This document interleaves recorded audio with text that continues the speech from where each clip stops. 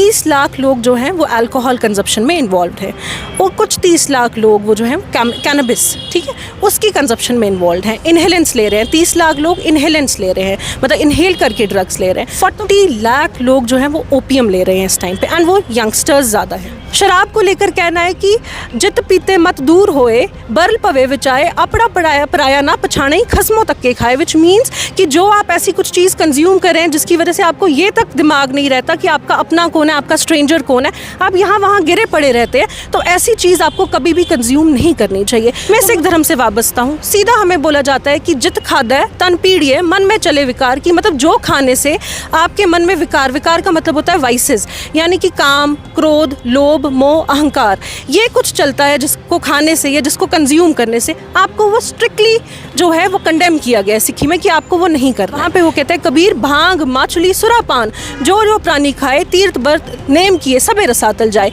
कि अगर आप कुछ भी ऐसे इंटॉक्सिकेंट्स जो हैं वो कंज्यूम कर रहे हैं तो आप कितनी भी अच्छे you act into something good और you do some good acts, तो मुझे लगता है वो सारा कुछ जो है वो फेल चला जाए। हमारे साथ एक यंग सोशल एक्टिविस्ट और ऑथर मौजूद है।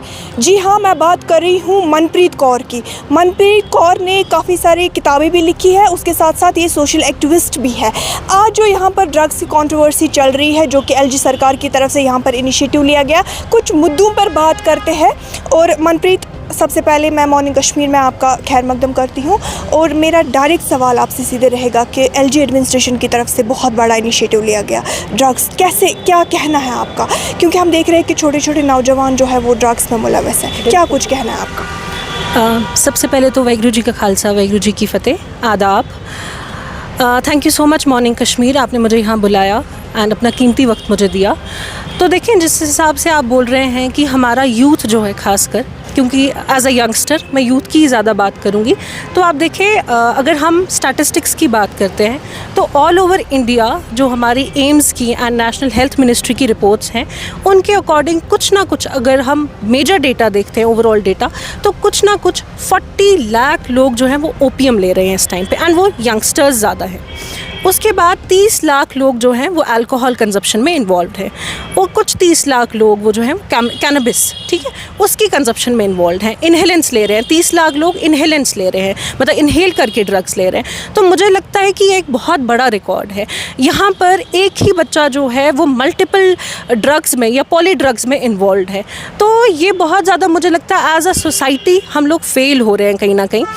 क्योंकि आप देखिए, इतना बड़ा रेशो, हम बच्चों को रोक नहीं पा रहे, हम टीनेजर्स के लिए कुछ वेन्यूज़ क्रिएट नहीं कर पा रहे कि वो इस चीज़ से बाहर निकलें। तो मुझे लगता है कि सबसे पहले ये एक बहुत अच्छा कदम है, बहुत सराहना योग कदम है कि हम लोग किसी भी प्रकार से अगर कुछ कंस्ट्रक्टिव कर पाएँ कुछ सोसाइटी के लिए।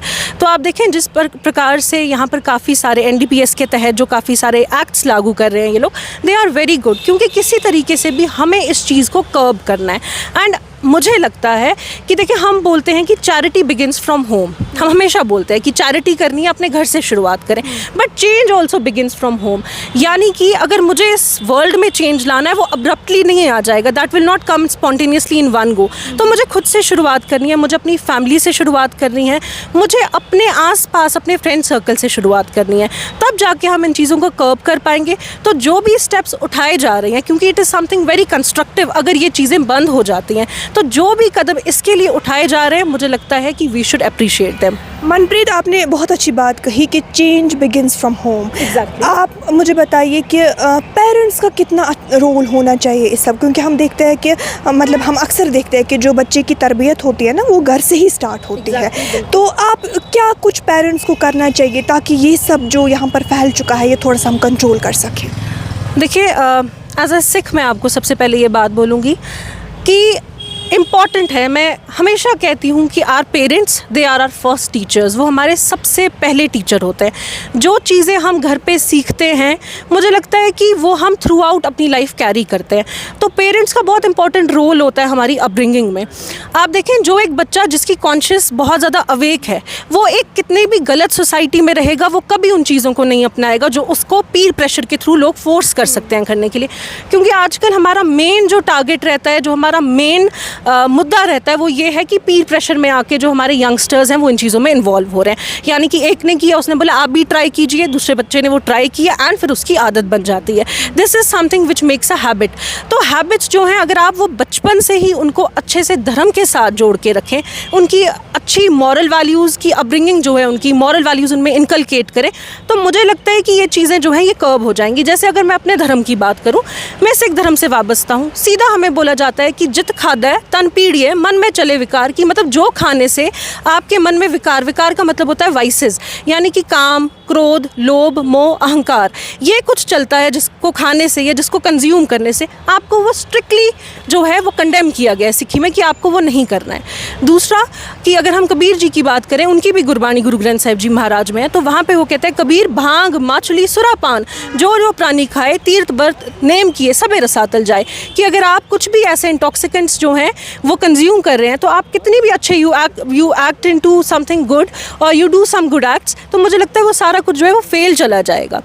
शराब को लेकर कहना है कि जित पीते मत दूर होए, बरल पवे विचाए, अपड़ा पड़ाया पराया ना पछाने, खस्मों तक के खाए। विच मीन्स कि जो आप ऐसी कुछ चीज़ कंज्यूम करें जिसकी वजह से आपको ये तक दिमाग नहीं रहता कि आपका अपना कौन है, आपका स्ट्रेंजर कौन है, आप यहाँ वहाँ गिरे पड़े रहते हैं, तो ऐसी चीज़ आपको कभी भी कंज्यूम नहीं करनी चाहिए। तो मुझे लगता है कि आप अगर बचपन से ही बच्चों को धर्म के साथ जोड़ेंगे एंड उनका स्ट्रॉन्ग मॉरल कैरेक्टर बिल्ड करेंगे तो ऐसी नौबत कभी नहीं आएगी। Lastly I want to ask you कि आप सोशल एक्टिविस्ट के साथ साथ ऑथर भी रह चुकी है। आप थोड़ा सा बताएंगे कि क्या किताबें आपने लिखी है और मेन फोकस आपका किस पे है? देखिए, सबसे पहले तो मैं आपको बताऊंगी जो जिसके लिए मुझे अवार्ड मिला है गवर्नर के थ्रू भी, एंड जो हमारे CEO रह चुके हैं यहाँ के, उनके थ्रू भी अवार्ड मिला है, संजय विश्वास राव जी। तो उसके लिए वो बुक है blues and bliss, that is available on all the social networking platforms. तो वहाँ पर वो अवेलेबल है। अगर कोई भी चाहे तो वो नोशन प्रेस के थ्रू, फ्लिपकार्ट, अमेजोन के थ्रू उसको ख़रीद सकता है। And it is about the different phases of life कि किस तरह हमारी लाइफ में अलग अलग फेजेज़ आते हैं, हमेशा खुशियाँ ही नहीं होती, it's a mixture of different emotions. तो उसको लेकर वो बुक मैंने लिखी हुई है। एंड एट द एंड उसके साइनॉप्सिस में, उसकी समरी में मैंने ऐसा लिखा है कि वाहिगुरु जी जो हैं, he is the most perfect, most benevolent, most merciful one. तो उनसे अच्छा हमें ज़्यादा कोई ना प्यार कर सकता है, ना उनसे ज़्यादा अच्छा कोई हमारा फेट लिख सकता है। तो we should be always thankful to him. Thank you so much.